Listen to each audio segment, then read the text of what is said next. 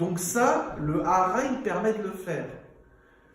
Mais le array, il a aussi, comme dans les vecteurs, la notion de initialisateur list. C'est-à-dire, vous passez les paramètres avec l'accolade. Pour arriver à faire ça, vous avez le droit aussi de le faire sur des objets. Pardon. Vous avez le droit de déclarer un vecteur de personne et de le remplir comme si c'était une initialisation de structure. Il faut juste que votre constructeur prenne en paramètre un initializer list. C'est un container et vous faites un for each sur l'initialisateur list et vous faites des pushbacks dans votre vecteur de tout ce qui vous est passé dans le constructeur.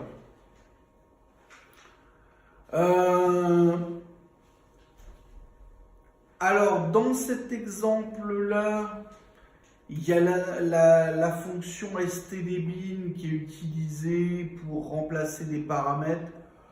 Ça, je vous dirais qu'avec le C++ moderne, si vous pouvez vous passer du stdbin, c'est bien. On verra qu'il y a les lambda qui remplacent la chose bien plus agréablement. Bon, le bin, il a joué son rôle pendant une dizaine d'années quand on ne savait pas faire autrement. Mais c'est pas ce qu'il y a de plus élégant, mais bon, ça marche quand même. Alors, une lambda, c'est quoi? C'est une fonction anonyme. Scott Meyers, dans son effectif moderne C++, va nous expliquer que les crochets de la lambda, on peut capter le this, on peut capter des variables locales, on peut capter des variables globales. Il y a toujours un risque. C'est-à-dire qu'on va vous expliquer que capter le this, ça peut être dangereux, capter les variables locales, ça peut être dangereux. Bon, il ne faut pas en faire un drame. À un moment donné, on a besoin d'avoir un contexte dans une fonction anonyme. On passe ces variables-là sur une struct ou derrière des virgules et on les utilise dans la fonction anonyme. Il n'y a pas spécialement de risque. C'est juste que si vous demandez à passer en capture des références ou des trucs de moves sémantiques, ça devient super complexe. Mais revenez à ce que je vous disais au début. N'utilisez pas la move sémantique pour le fun et vous ne mettrez pas les pieds dans le tapis, quoi. Donc une lambda, c'est une fonction anonyme. Donc par exemple, je définis, si je veux être très smart, un pointeur de function, donc avec stdfunction, et je dis que c'est égal à ça, et je mets mon code directement là-dedans. Bon, on s'en est très bien passé des lambdas pendant 25 ans, on peut vivre avec, ça marche très bien. Utiliser avec les algorithmes, ça marche très bien. Je vous montrerai un for each avec une lambda, ça s'écrit calmement, c'est bien aussi. Là, c'est un exemple avec memfn, c'est un exemple avec auto. Là, c'est l'initialisateur list. Voilà, là par exemple, il y a un vecteur de string. Le vecteur de string, en fait, vous n'êtes pas obligé de mettre égal. Souvent, on fait l'erreur de mettre égal l'initialisateur string. Il n'y a pas besoin. Vous mettez vos strings séparés par des virgules, ça marche quand même. Pour les listes, ça marche aussi. Sauf que là, autolist, on ne sait pas ce que c'est. Égal 1, 2, 3. Est-ce que c'est un int étoile, c'est-à-dire un tableau de int, ou est-ce que c'est un initialisateur liste de int? Par défaut, c'est ce que même en IntelliSense, il me dit que c'est un initialisateur liste. Donc c'est ce que je vous disais. Pour que votre classe puisse accepter le format que va vous donner le compilateur si vous mettez un égal ou pas un égal avec des brackets, il faut que votre constructeur prenne un initialiseur list. L'initialiseur list, si je fais F1 et qu'on tombe une fois de plus sur canote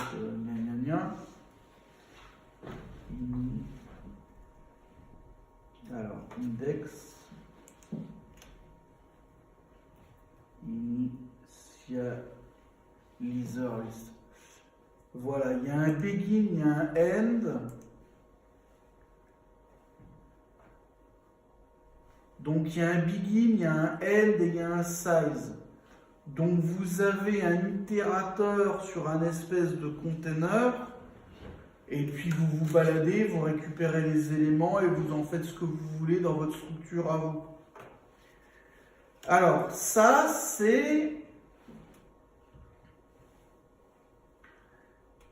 fait partie des nouveautés du C++ 17 qui englobe les nouveautés du C++ 14 qui n'ont pas été présentes dans C++ 11. On a la notion de variant aussi. Donc le variant, c'est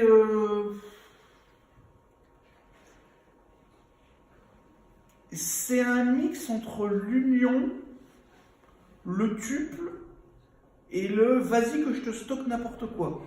Ça peut avoir son intérêt. Mais si le but c'est de déclarer 3 int et 2 strings, déclarer 3 int et 2 strings, hein, vous ne prenez pas le choix. Hein. Mais bon, sachez que ça existe. Dans tous les langages, il y a le tuple, il y a le variant et compagnie. Bon bah nous on l'a aussi.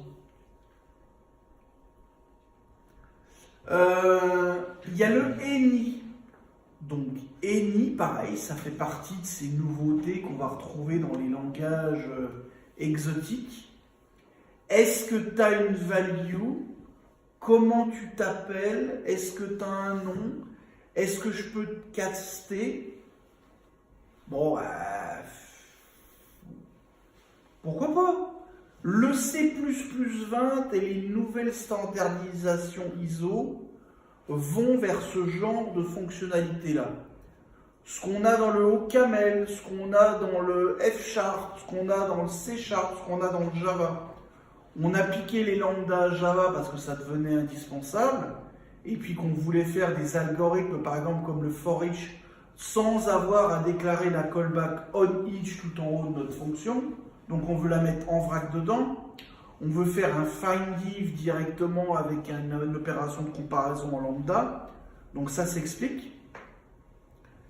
Mais bon, comme on dit dans ma campagne, c'est pas parce que ça existe qu'il faut l'utiliser.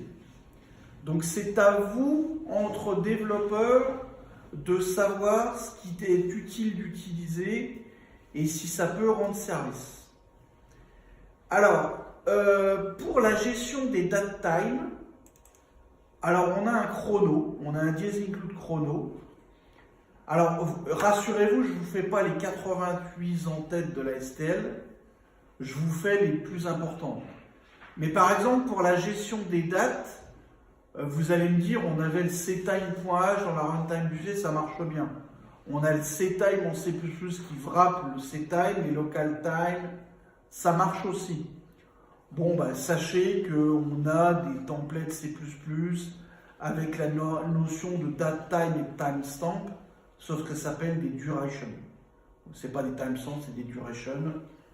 On a le clock now, on a des time points. On a des steady clock, on a des hyper je sais plus quoi clock pour l'équivalent de la routine getTickCount qui vous donne le nombre de millisecondes depuis que le système a été lancé. Donc des fois c'est sympa quand vous voulez savoir le time en millisecondes d'une fonction, vous faites un steady clock now, puis vous faites moins un steady clock now, et ça vous donne des nanosecondes, millisecondes, enfin c'est sympa si vous faites un logger de savoir des choses comme ça, quoi. Donc il y a quand même des trucs à utiliser, c'est bien sympa. Et puis on a notre habituel runtime du C avec le strftime, dans laquelle on passe les pourcents qui vont bien. Généralement, quand on s'est pris le chou, c'est souvent avec ça qu'on revient parce qu'on sait que ça marche bien et puis c'est facile à retenir. On revient aux fondamentaux. Alors, si vous vous rappelez les cours de C++ à papa, on a le RTTI en C++, Type ID, Name et compagnie. Alors, les plus exotiques des développeurs C++, pour pas dire les mecs d'Apple et de chez Google, veulent la réflexion en C++. Ça sert à que dalle, mais ils nous ont fait une proposition. Donc bientôt, on aura la réflexion. Donc on va avoir des gens qui vont nous faire des injections de dépendances en C++. Toutes ces merdouilles-là, on va y avoir droit. On va mettre des attributs au-dessus des constructeurs pour éviter que quelqu'un nous fasse new person de je te passe first name, last name et âge. On va avoir des constructions avec des injections de dépendance, avec des interfaces sur des attributs de constructeurs. Ça ne va pas vous plaire ce que je vais vous raconter, mais on va y avoir droit. Les nouvelles exigences des développeurs C++ tendent vers ces choses-là. Et le RTTI va nous amener à avoir la notion de réflexion en C++. Donc, on aura des librairies qui vont ressembler à ce qui existe par exemple dans le monde .NET qui s'appelle Link. Donne-moi dans la collection les objets qui ont des membres qui s'appellent name. Et si tu connais des attributs field qui ont l'attribut truc muche, alors invoque-moi la méthode qu'on appelle getAge.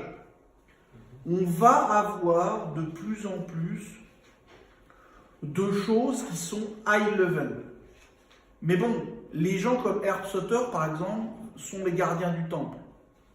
On ne va pas faire de C++ le nouveau Visual Basic version 28, quoi. Mais bon, il faut savoir qu'il y a des jeunes développeurs dans les startups qui veulent faire du C++ parce qu'ils savent que c'est ce qu'il y a de mieux et ils le veulent avec les fonctionnalités du Python, du OCaml, du F# et de plein de choses. Parce qu'eux, ils ont un back-end LLVM et ils aimeraient bien builder du Java qui fasse du LLVM, du C++ qui fasse du LLVM, mais ils veulent que tout soit fait en C++ parce qu'ils savent que c'est ce qu'il y a de plus puissant et qu'il y a tellement de librairies third parties rien que dans le monde Linux en C++ qu'ils en ont marre de faire de l'interop avec plein de langages et de faire des bindings. Donc, on a par exemple quelque chose qui moi je trouve bien, qui est le range for en C++. Plutôt que d'itérer avec un itérateur plus de begin, de différent, de n, de plus de l'itérateur, c'est j'ai une collection, je mets une boucle for, je veux un élément dans ma collection, j'itère dessus. C'est un for each, sauf qu'il n'y a pas marqué for each et il n'y a pas de lambda. C'est je dis, je veux dans une boucle for un élément dans mon container. Et le compilateur remplace ça par l'itérateur. Donc vous n'avez plus besoin de faire ma collection const itérateur égale begin du container, vous voyez ce que je veux dire. Tout ça, passez-vous-en, parce que déjà le code il est beaucoup plus petit. C'est-à-dire que là,